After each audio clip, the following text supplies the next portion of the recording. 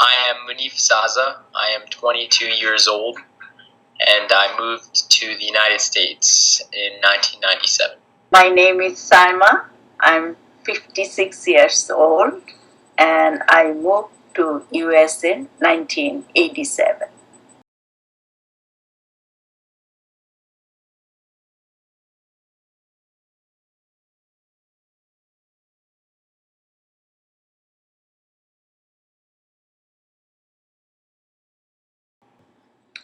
I mostly use the phone.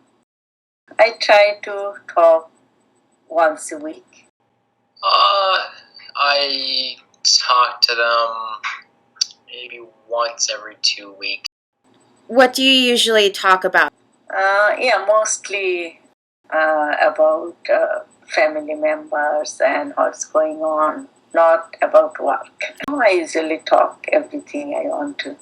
My online persona is just jokes, but when it comes to family, it's way more genuine.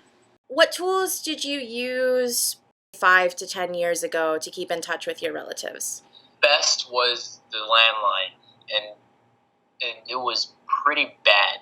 Okay. The quality was really bad, Mm-hmm. and that was it.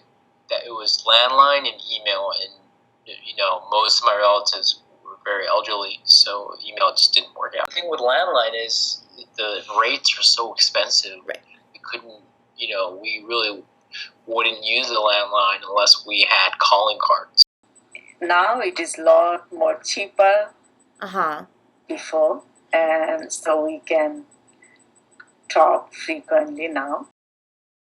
Maybe 3 or 4 times a day I'll log on Facebook. Once a month, we can see each other's photos, and if you want to show something, we can send a picture also, so these are easier. See, Facebook's actually for both here and Bangladesh because it's the exact same medium and it's instant. But exclusively for Bangladesh, I have Skype and Viber. Viber is mostly for calls that are not video, and then I use Skype for video.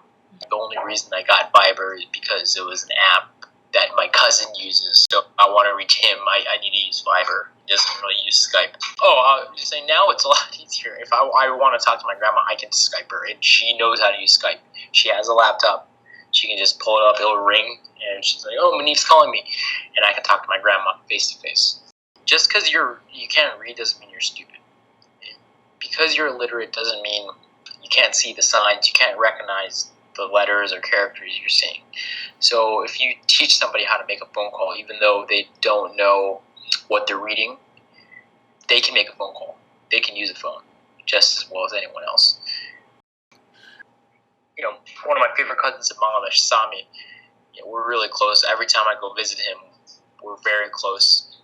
10 years ago, the only time I would hear from him is when I actually went to Bangladesh to visit him, or in the rare instances he was around the landline in Bangladesh when we called. Mm-hmm. But now, I text him all the time through Viber, or I'm always messaging him on Facebook. It sounds like you have an easier time expressing yourself to him now. Is that true?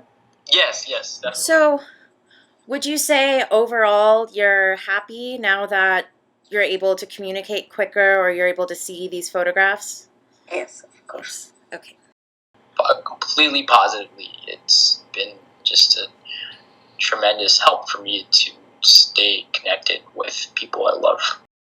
My siblings and I are all gamers, and we have our respective games that we play, and we excel in them.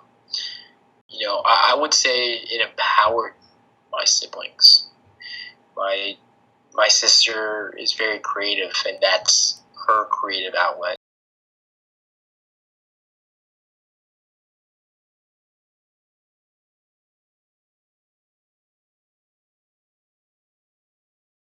It was like a good trigger. Seeing his face was a great trigger for me to make the effort to reach out to him. If I didn't see his face, I may have forgotten.